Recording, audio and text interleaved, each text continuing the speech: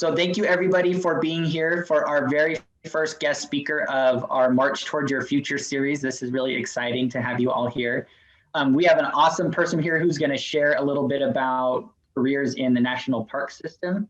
So that'll be fun to talk about. Just so that everybody's aware, we are recording this.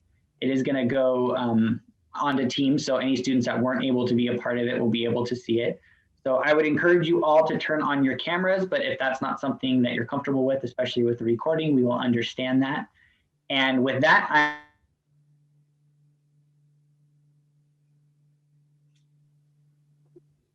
Okay, well, hello everyone. My name is Mary Beth Cambich and I work for the National Park Service. And every day we wear this patch that we have on the back of my screen to work. And that represents all the things that we preserve and protect for the Park Service. So if you look at it, it's kind of obvious what some of those things may symbolize. The buffalo represents all the animals that we have in our parks that we protect. The sequoia tree is what we protect in terms of plants and little plants, big plants, plants underground, plants above ground. The mountain represents all landscapes, whether it's a mountain, a prairie, a desert, an oceanside. The water represents lakes and rivers, and the shape of the arrowhead represents history and culture. Not just Native Americans, which is where that came from, but all history of all people that have lived in the United States since it was established. So I'm going to show a few pictures of some of the places we protect. You might recognize them. So let's see. Anybody recognize this? If you want to chat, put it in the chat. It's pretty an iconic place that we protect down in Arizona. If you didn't figure it out yet, it's the Grand Canyon. Beautiful place. Here's another place where we have geysers. All right, has anybody been there before? I've heard of it. Begins with a yellow, begins with a Y. It's Yellowstone. This place you may not recognize, but it's in Florida and it's wet and it's flat and there's alligators and crocodiles. Everglades, maybe? Everglades, yeah, that would be Everglades. And those are some of the iconic places we protect. But there's also places that have to do with history more. So a place like this, the Washington Memorial Monument out back east. We also protect our history in terms of things that aren't so wonderful. Over in Hawaii, Pearl Harbor is one of the places that we protect because it has part of our history and our culture. And then if you go back east, we have all these battleground parks, which have to do with the Revolutionary War, Civil War, all over the place, and things like that. So it's history, culture, nature, anything that has to do with our country. Now, who are we? What do we do? Well, if you look at this picture, you can see a lot of people kind of are dressed like me. Gray, we have green pants. But if you look closely, some of these people don't have my hat on. So there's a guy with a cowboy hat on. Some people don't have a uniform on because there's all different kinds of Park Service jobs that we have to protect our history and our culture. And it's just, I know you guys are still in middle school, but man, it's not too early to think about something you might want to do when you graduate. So let's see some of the divisions we do and some of the different jobs. So the first one is what I do is called interpretation. Now I speak a couple languages, French and a poco Espanol. But I also, so I interpret in terms of language, but I also interpret, which was all park rangers do this, is what the resources. If you go, let's say you went to, let's see my next slide. Let's say you went to a national park there in California, If you don't recognize that, that happens to be Yosemite. And you want to know, you want to go on a hike with a ranger and find out all you can in an hour and a half, but you don't want to have to read a book. That's what we do. We interpret what the resource is. And in this case, it would be the geology or the plants and animals in the park. We also do underground things like cave tours. I work at Wind Cave National Park, so we take people underground into the deep darkness and explain to them the geology, the bats, the darkness, the stories behind the cave. That is also part of an interpreter's job. You guys may recognize this place. You guys from California. There's a lot of history that has to do with the Golden Gate Bridge, but also a lot of history has to do with a lot of the area around you got the Maritime Museum there. You got got Marin County, which has a lot of natural beauty. There's a lot of history from World War II there. So lots of history and culture there. This guy, sometimes our uniforms have to be modified. Of course, you know, this is taken most recently, probably in the last year. The ranger has a mask on, but he's down in the Grand Canyon where it gets really hot. So he's got sleeves on to protect his skin. And he's hiking with somebody, getting them out of the canyon and talking about the park. Down in Arizona, we have a lot of cool ruins that we give tours of. So there's a lot of history, culture, nature, all this stuff. All those things is what we interpret for people. Of course, here's another ranger interpreting one of our geysers in Yellowstone. So if you go to a park, they teach you all this stuff. They say, okay, I get to Yellowstone, I don't know about geysers. They give you all that you need to know about geysers. And if you go to another park, let's say you go to Yosemite and you don't know about the granite there or the wildlife there, they teach you everything there. So if you go from park to park, you learn all this different stuff that you can teach other people. And I've worked at 6 different national parks, and I tell you, I have a whole suitcase full of stuff in my head about really awesome things that our country has. We also have some parks that are not in the United States. Here's my buddy, Anthony. He's down in Puerto Rico, and he's also from Puerto Rico. And this is a national historical park down there. So you could go to Samoa, American Samoa. It's on the other side of the country. So not just in the United States, they're all some of the territories as well. So that's interpretation. The next place is what I do too. I do interpretation, but I do education. And they kind of go hand in hand. Education is, of course, more towards students. A lot of times it's inside. This is at Pipestone up in Minnesota. I believe it's in Minnesota. A ranger's teaching the kids they made pots. Then this is more of a American Indian site. And you know, a lot of times they are inside. You're having kids come in, or you're in a classroom, but sometimes you get to go out and about in the world.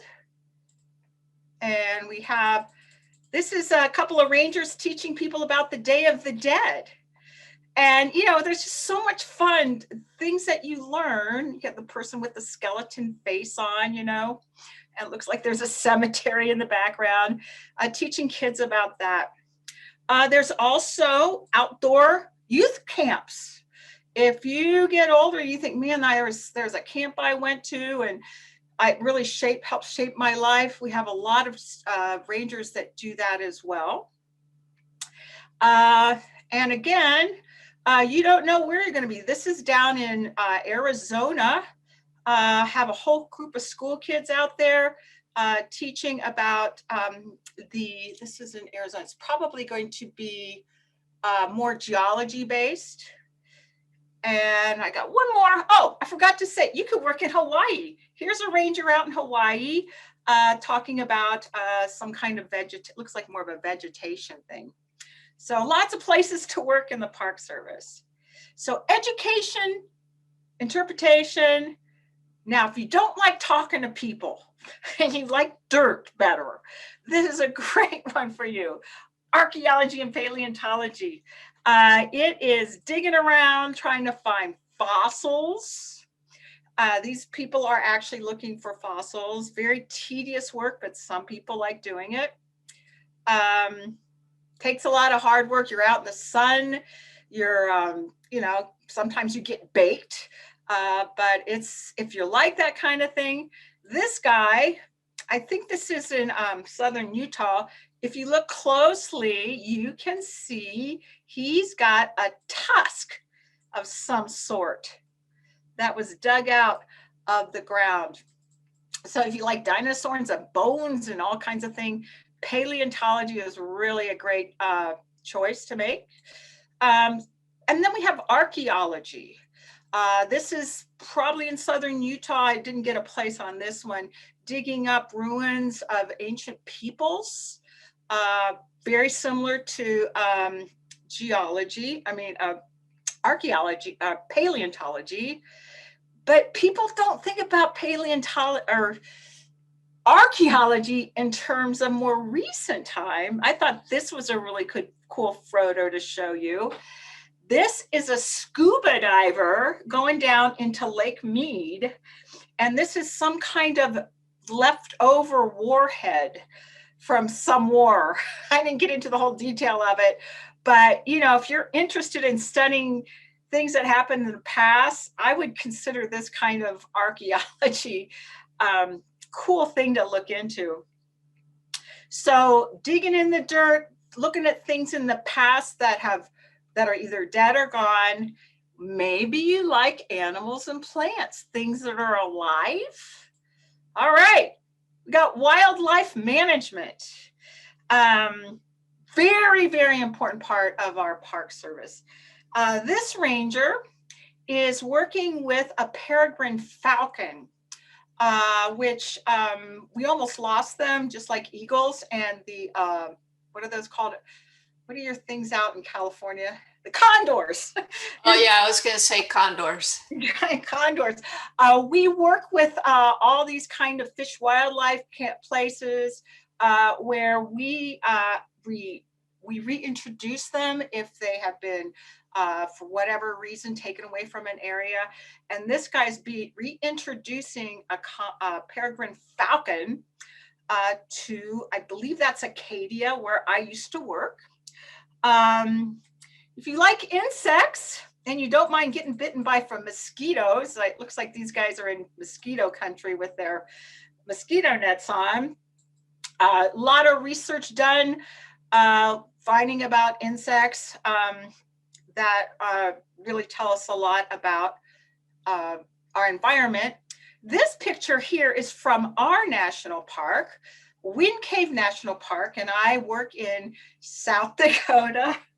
And one of the cool things we reintroduced to our park is the black-footed ferret, which was thought to be extinct in the 1980s. And these are some of our wildlife management people. And it looks like that's a law enforcement guy helping out because he has looks like he has things on that a regular research management people don't wear. So I'm going to show you a quick little video of a little black-footed ferret being re-released to the national park here at Wind Cave. And by the way, before I show it, this little black-footed ferret was raised in captivity. And so he never had been out on the prairie before. So you can just imagine what's going through this little guy's head.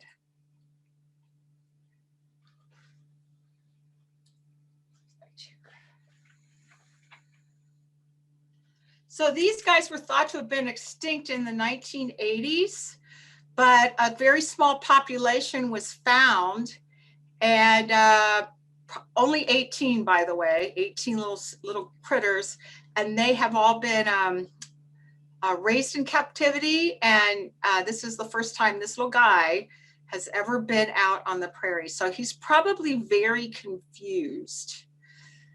They're also nocturnal, so obviously it's not nighttime, so he's pretty jittery. They feed on black prairie dogs, which we have a lot of here at Wind Cave. So if you would like to be part of something like this and reintroduce a species that we thought was extinct, this is a great job for you as well. All right, my little black-footed ferret. If you're a hunter, we don't hunt on the National Park Service land, but if you like spotting animals, this is one of our rangers here taking care of our elk. He spends a lot of time hiking outside. They use telemetry, which is an antenna that tracks elk. We have collars on them. So this is a whole nother thing you could do, spending lots of time outside, taking care of our animals by seeing where they're going. Now at Wind Cave, we also have bison, otherwise known as buffalo. And sometimes our population gets too big, so our park can't support the number of buffalo we have here. So sometimes we have to do a roundup. So if you're interested in rounding up buffalo, we use vehicles because bison are wild animals and horses probably wouldn't be able to do the job. And we round them up and we put collars on some of them. You can see this guy is being fitted with a collar right now. Of course, he has to be in this contraption that holds him down, because these guys can weigh up to 2,000 pounds and can really do some damage to you. If you look closely, this poor little bison isn't very happy. Look at his eyeball. He's kind of like, oh, what are you doing to me? But anyway, we don't hurt them. Some of the bison are taken to Native American groups and to other organizations that protect bison, and some of them stay in the park. We have bats here. If you're interested in studying other kinds of wildlife, here's a couple of our rangers working with a bat. And this is really different. This is up in Yellowstone, yes. Cutthroat trout, which are a native species there. They were almost wiped out, and what they're doing here is they're searching for them with this underwater camera to do some kind of counting of them. So, I mean, there's the things are endless you could do for the Park Service. Yes, Mrs. Tammy. Rickenberger. Yes, Miss Tammy.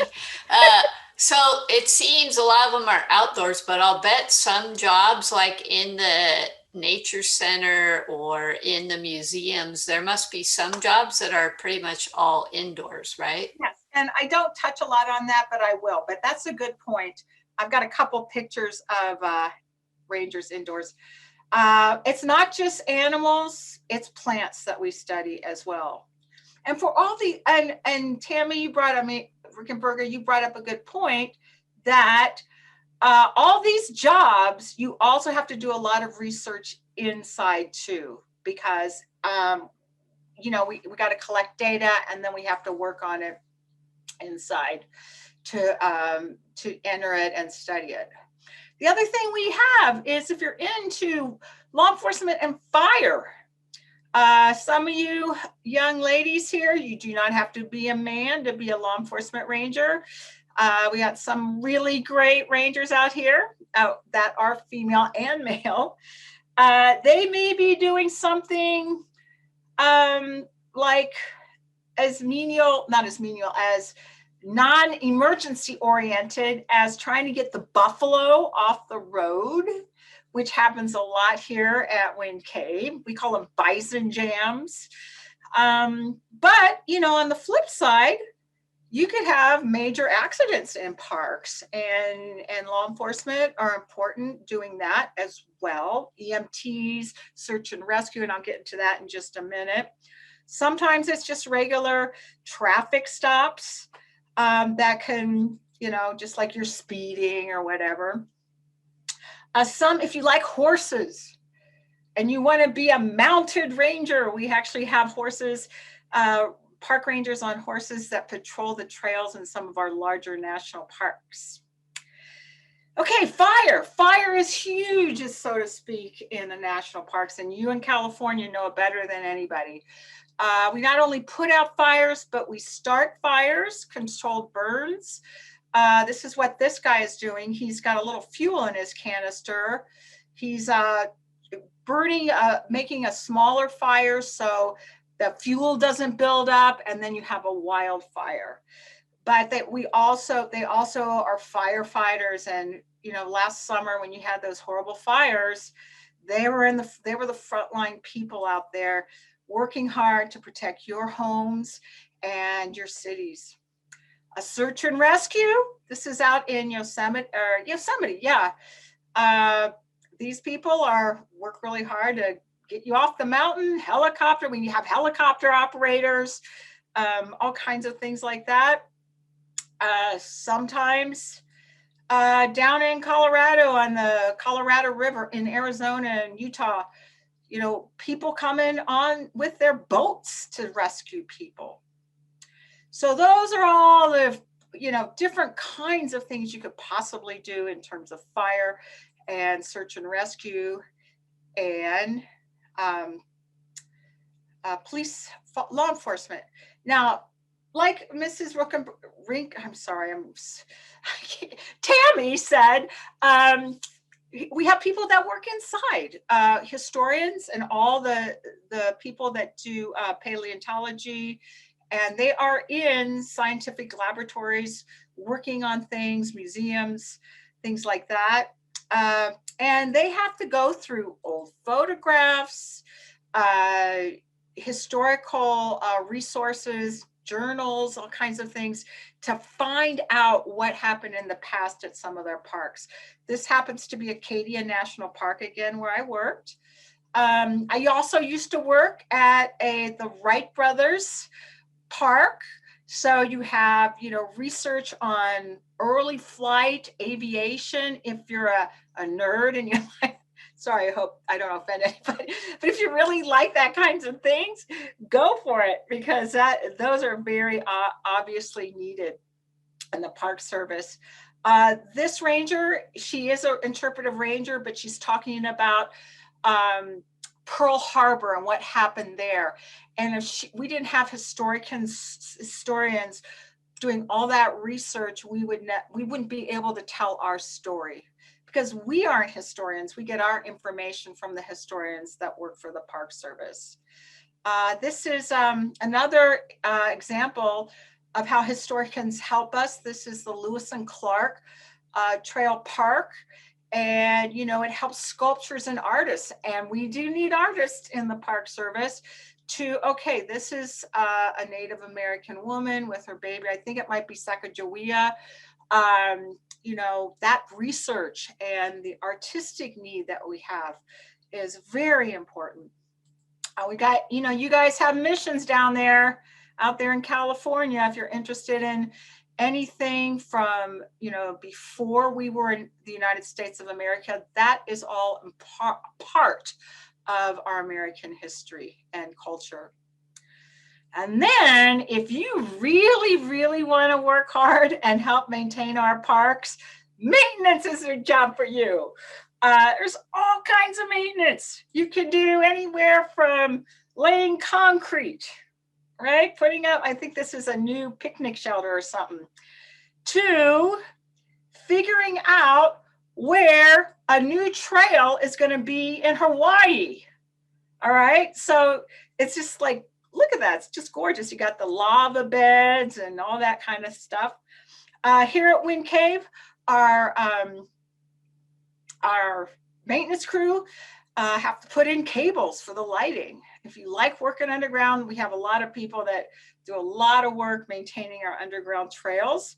If you don't like underground, this guy is in another California park. Joshua Tree. Yay! Joshua Tree. I've been there. Yeah, and he is actually making a water bar. He's digging a little ditch here so that they don't have erosion. So this is all part of protecting our public lands, not just, okay, let's say you're, this person is, this isn't actually protecting the cave, right? But this is protecting the lava because they don't want people to walk all over the lava. So, and the same thing with this guy digging the ditch, because we have so many visitors, maintenance just doesn't work on houses and structures. They are doing things that are needed to protect the land because we have so many visitors. So it's a different way of looking at protection. It's kind of like preventive protection. Let me see, we work with contractors. Contractors work with us. This looks more like a construction project. It looks like it's in the Grand Canyon if you look at the background. Of course, we have regular maintenance, people painting fences. This is down in Arches National Park in southern Utah. If you're into big equipment, we have, they drive trucks, and I don't know, that's the thing that puts gravel down. And sometimes they work with the Division of Fire. Evidently, some trees were down, or we're trying to clear brush because we don't want fire to ravage the parks. So maintenance has a position that works with other divisions. And I want you to look at this person right here. You'll notice that that's a woman. All right. So those of you who are not men, and there's all these men in these pictures, we actually have women, and we have another one here. So if you want to help with the maintenance in the parks, it's really, really necessary for us. All right. So I know I talked a lot about, there's one more thing here. Oh yeah, that's a lot about the jobs and things like that. How do you get to be a park ranger? What does it take? For me, my background is the performing arts. Who'd have thunk? But I also have a degree in history. Performing arts has helped me because I'm a good public speaker. I use my body a lot, as you can see when I talk. But we have people that have backgrounds in education, history, geology, biology, all kinds of backgrounds. But you don't even have to have a degree to be a park ranger. If you get go to technical schools, there's lots of on-the-job training in the Park Service, as I mentioned earlier. The sky is wide open for almost any career you might like to do. I do have, let me back up. If you're not ready to, I know schools your career's a long way away. We have lots of internship programs. We have this organization called the SCA, Student Conservation Association, which sometimes helps you with your college tuition. It depends on what it is. And here's some young people they're volunteers. Oftentimes they get housing if they have to go somewhere else, or some kind of stipend. This looks like it's at a national monument, a cemetery. The SCA is a great way to try it out, and maybe you'll like it, and you put that on your resume. And I was thinking, I know an SCA person. I'm working with her, and her name's Allison. And today I asked her if she would do a little video, and she graciously accepted. So here's Allison, and this is from today. She's going to tell you a little bit about how she got into her position. Hey guys, my name's Allison. I'm an interpretive intern here at Wind Cave National Park with the Student Conservation Association. I learned about the SCA through a college professor of mine, and it has been a blast. I've learned how to lead cave tours, how to help put together educational programs, and I've helped with our Adventures in Nature program with the kids. I've also gone out and helped resource management, listen to call advice and using telemetry, and it has been amazing. I didn't know what I wanted to do after I left college, and this was a great opportunity to explore different branches of government, resource management, interpretation, different things that you could do within the government. And there are internships that range from things like 4 months to a year, and it really depends on what you do. They're great programs. Usually they give you housing, they give you money every week for food and whatnot. They usually provide you with uniforms. So if you're still not sure what to do and you want to explore the National Park Service or the Bureau of Land Management, U.S. Fish and Wildlife Services, like, this is definitely a great opportunity for you guys. Thank you, Allison. So that is my presentation. I do have a few websites here, and I'm going to send them to you, Mr. Yates. That the first one is where you would actually get a government job. You'd apply for it. The second one is the SCA, which is what Allison was just talking about. There's also internships and volunteers programs on volunteer.gov. And then this is the last one is the Park Service website, which is pretty much talks about what I just talked about today. So there's a lot of ways you can figure out what might work for you.